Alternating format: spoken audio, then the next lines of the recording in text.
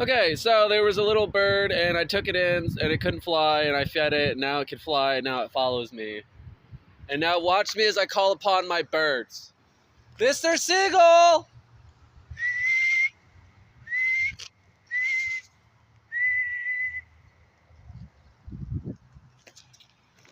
Yeah, so anyway, that's Mr. Seagull.